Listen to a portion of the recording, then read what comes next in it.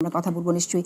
ইজামুল হক, আপনারা পরের দিন যখন গেলেন সেখানে ইমরান নামে আপনাদের একজন শিক্ষার্থী সেখানে সমন্বয়ে গুনিনা শব্দটি কথাগুলো বলার পর তাকে কেন্দ্রীয় কার্যালয়ের ভেতরে নিয়ে যেয়ে আঘাত করা হয়।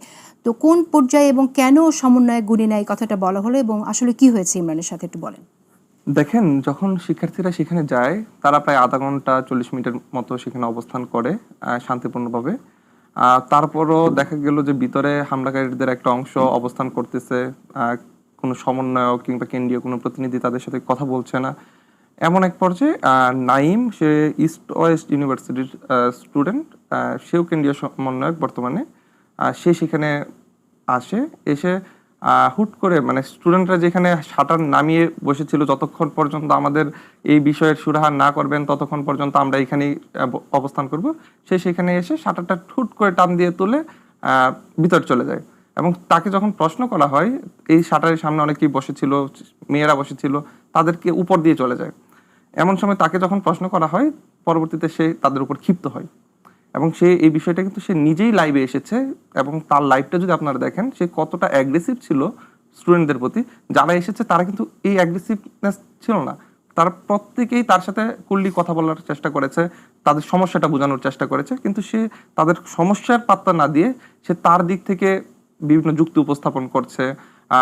মনে হচ্ছে যে যারা এই হামলার সাথে জড়িত ছিল তাদেরকে রক্ষা করার কোনো একটা প্রক্রিয়ার মধ্যে সে ছিল, যাতে স্টুডেন্ট এখান থেকে চলে যায়, ওদেরকে তারা সেভ করতে পারে, এমন একটা দৃষ্টিভঙ্গি আমরা সেখানে দেখতে পাই।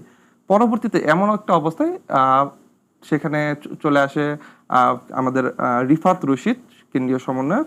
সে আসার পর সে এখানেও স্টুডেন্টদের সাথে কোনো কথা না বলে ভিতরে চলে যায়। সে ভিতরে গিয়ে যারা হামলা করেছিল তাদের সাথে বেশ কিছুক্ষণ ডিসকাশন করে বাইরে চলে আসে এবং বাইরে এসে যখন বলতেছে যে এখানে আপনারা কেন আসতেন, বিভিন্ন ধরনের কথা বলতেছে, তখন মানে মূল যে পয়েন্ট নিয়ে স্টুডেন্টরা গিয়েছে যে হামলা, এই হামলার ইস্যুতে সে নেই, সে এখানে অন্য রাজনৈতিক দলের কি আছে বা এই ধরনের কথাগুলো চলে আসে। তখন পজিশনটা এমন হয়ে যায়, নাটকীয়ভাবে তারা এমনকি একটা নাটক তৈরি করতে চায় যাতে স্টুডেন্টরা উত্তেজিত হয়। ঠিক তেমন একটা সময় তখন একজন স্টুডেন্ট বলে যে এইসব সমন্বয় গুণী না, এমন একটা সাউন্ড চলে আসে। কারণ যখন আপনি অন্য কাউকে উত্তেজিত করতেছেন উদ্দেশ্য প্রণোদিতভাবে, তখন তার কাছ থেকে আপনি এই এমনটাই আশা করতেছেন যে সে একটা উল্টাপাল্টা কথা বলুক। এবং সে এটা বলার পর কিছুক্ষণ পর যদি বলে, আমি যে ইমরানের কথা বলা হচ্ছে, আমি ইমরান নিয়ে একটু বলতে চাই। ইমরান, সেও ইস্ট ওয়েস্ট ইউনিভার্সিটির স্টুডেন্ট। এই জুলাই বিপ্লবে তার যদি বলি বডিতে 100+ বুলেট লাগে। আমরা পরবর্তীতে তার ফ্যামিলি এবং আমরা চিকিৎসার মাধ্যমে বুলেটগুলো অপসারণ করা হয়, কিন্তু তার বডিতে এখনো 2টা বুলেট আছে, যেটা একটা তার মাথার হাড়ের মাঝখানে গেঁথে আছে, আরেকটা তার চোখের ভিতরে। তার চোখের ভিতরের এই বুলেটটার জন্য তার প্রত্যেক দিন ঘুমাতে যাওয়ার আগে তার নাক দিয়ে রক্ত পড়ে। ডাক্তার বলছে যে এটা খুবই সেন্সিটিভ একটা জায়গাতে আছে, যদি আমরা এটাকে রিমুভ করতে যাই সে হয়তো চোখেও না দেখতে পারে, অন্ধ হয়ে যেতে পারে। এই ছেলেকে তারা যখন এটার ভিতরে নিয়ে বলে যে শুধুমাত্র সমন্বয়ের গুণী না, এই কথাটা বলার জন্য তাকে পাশবিকভাবে যে নির্যাতন করে, সেই সময় সে বারবার বলতেছিল যে ভাই আমাকে যেভাবেই মারেন আমার মাথায় মাইরেন না, আমাকে মাথায় মাইরেন না, ভাই আমার মাথায় মাইরেন না, আমার মাথার মধ্যে বুলেট আছে।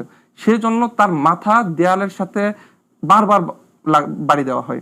এমন একটা সিচুয়েশন। আমরা এই সমন্বয়কদের কাছ থেকে এখন এসে এই ধরনের আচরণ একজন জুলাই আন্দোলনের অংশগ্রহণকারী, জুলাই বিপ্লবের সহযোদ্ধার আমাদের সাথে এই ধরনের একটা আচরণ করবে সেটা আমরা আশা করি না।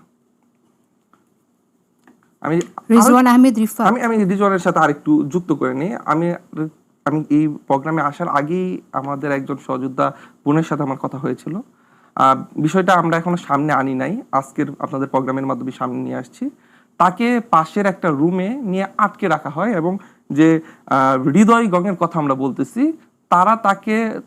ছেলেরা তার উপর যে নির্যাতন করে, এক পর্যায়ে সে আমাকে কিছুক্ষণ আমাকে বলতেছে যে তার কোমরের যে বেল্টটা ছিল সেটা পর্যন্ত টেনে ছিঁড়ে ফেলে। এই ধরনের ঘটনা সেই কার্যালয়ের ভিতরে ঘটেছে। তাদের কাছে অবশ্যই কার্যালয়ের সিসিটিভি ক্যামেরা আছে, সেখানে ফুটেজ আছে।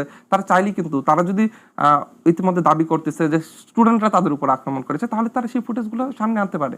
তারা কিন্তু সেই ফুটেজগুলো সামনে আনতেছে না।